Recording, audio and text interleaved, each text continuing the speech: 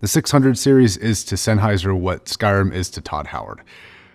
Another iteration of the 600, the HD660S2. I'm Josh. Today we're going to be talking about this headphone. This was sent out to me, but of course no one's paying or asking me to say anything good or bad about this headphone. So not only is this the latest and greatest from the 600 line of headphones, but it's also the most expensive. So there's a lot of questions to ask. Is this a good 600 series headphone at any price? Is this also worth the additional costs that it comes in at, now coming at a whopping $600, which for a 600 series headphone is insane. Now this thing honestly is going to be going up some steep competition, not only being its brothers and sisters, but also other headphones like the Focal X and the 109 Pro, which I will be doing a direct head-to-head comparison in a separate video for. Being that more expensive price tag, I think people are going to be, one, a lot more specific about whether this headphone is worth it, but two, it's also got to level up its ability for its competition. And quite frankly, I'm not sure that it's done a good enough job of that, but we'll get into that in this review.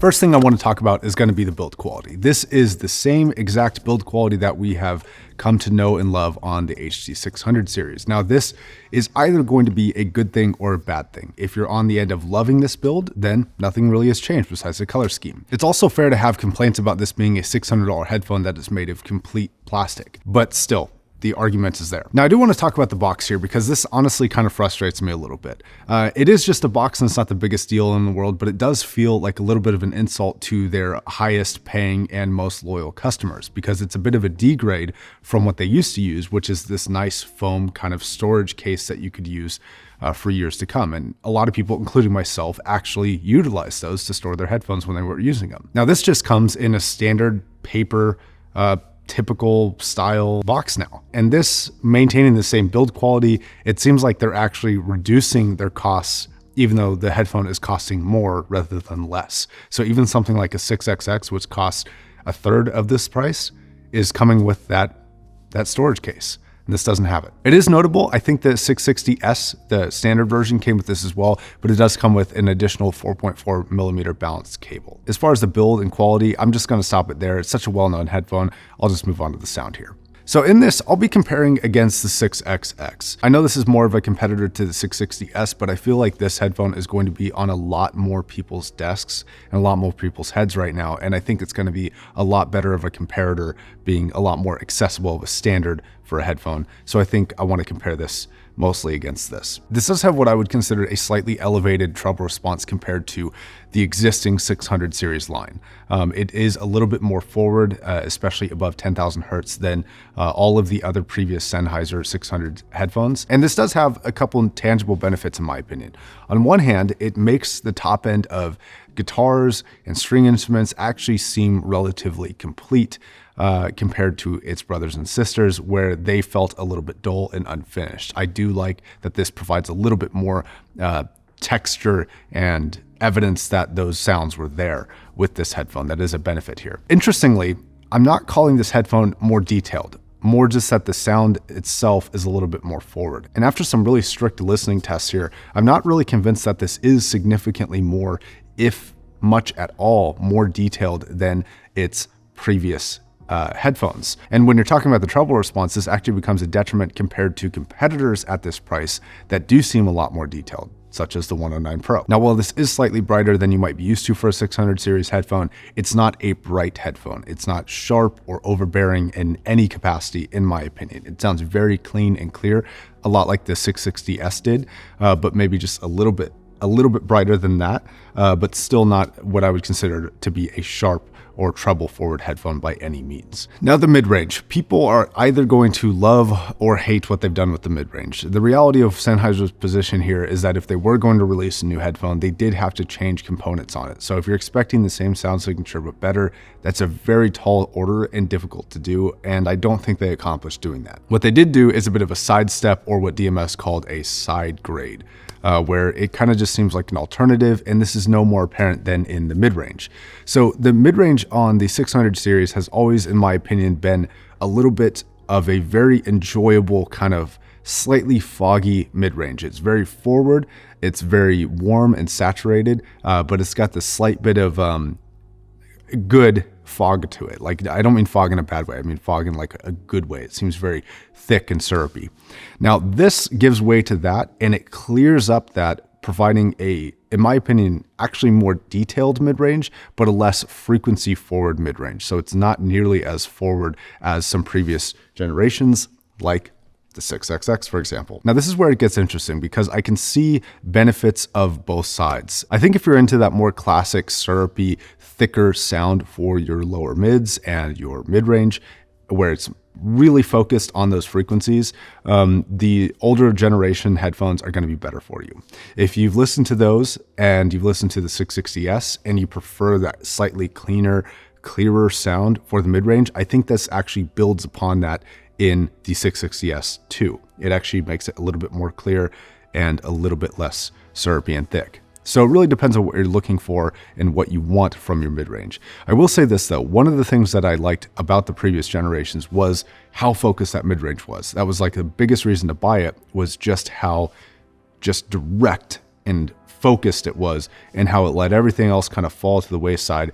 This kind of changes that a little bit. It actually reduces the focus a tiny bit and lets those background instruments more come to life and be more present in your listening. Now, again, good thing, bad thing, really depends on what you're going for. I think it's fair to say that a lot of people were hoping for a little bit more bass response, and according to Sennheiser's graphs, they've provided that. There's some controversy around the graphs, but I'll let other people handle that, and I'll talk more about that in a second.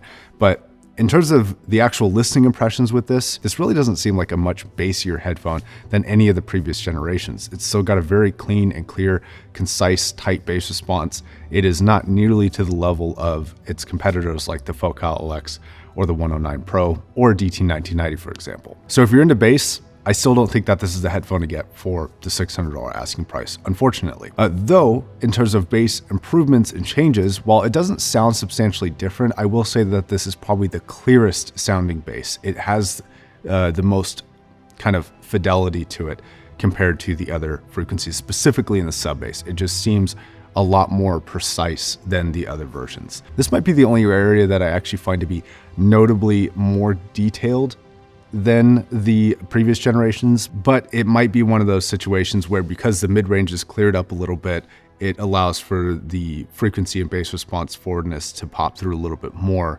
but it's kind of right on the edge. It's not a significant bump in clarity or detail, in my opinion. Now, when it comes to imaging and soundstage, imaging is of course very, very precise, and soundstaging, we sort of already talked about how it presents itself. It's still a relatively focused headphone compared to other headphones that aren't 600 series, but when it comes to mid-range forwardness, it's actually less forward than its brothers and sisters, but it is more engaging with some of the background instruments, and I think some people are really going to either miss the old sound or they're really going to enjoy the new sound. It really just depends on what you like. Now, versus the 660S, I don't actually have one here to directly compare against, so I'm going to be actually using their graphs, which notably do have a bit of controversy already, like all graphs do, behind them. So I'm going to leave that graph discussion to other people, but I am going to be referencing this picture a little bit to talk a little bit about this and then working off my memory of this headphone. So it looks like there is a somewhat notable 5 dB bump in the sub bass, slowly leveling out around 600 hertz.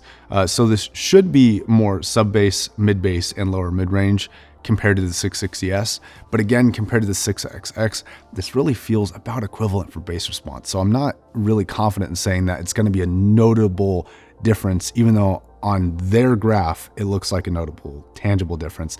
I'm not sure that it is. There's also a notable boost in the treble response above 10,000 hertz. And because there is a slight dip in around 3,000 hertz, and the way that you listen to this headphone is slightly different compared to the other previous generations, because it doesn't have as much mid-range forwardness. The other regions kind of get boosted up in volume because you turn it up a little bit more, because you're no longer compensating for that sort of mid-range peak. This, I think, does sound a little bit more forward in the treble response than what I remember the 660S or the 6XX being like. So as far as the 660S, that's pretty much all I'll say. The graph seems interesting. I really want to compare head to head.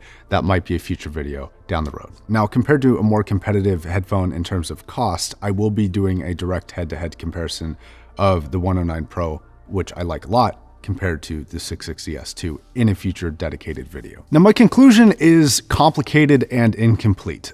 Quite frankly, I'm not sure if I want to recommend this headphone or not. It is a good headphone. All of the 600 series headphones are, but all of the other 600 series headphones are so good that it makes this thing not really seem like a big jump in quality compared to those. It's also complicated because the competition above $500, which this now has entered that realm of, is very, very steep, and it is not easy to compete in those categories right now. Even though this is different than some of the other headphones in this series, it does a good job of being both familiar and different. It doesn't sound like the others, but it doesn't not sound like the others, if that makes any sense. It's still got a familiar kind of house 600 series sound, but with some slight tweaks. And hopefully for you, those tweaks are appealing. But if those changes are not appealing to you, I'm happy to say that you can save a lot of money and go with something significantly cheaper like the 6XX and get a slightly different, but still very familiar sound. Okay guys, I wanna thank Sennheiser for sending this out. Thank you very much for watching, and I'll catch you guys in the next video.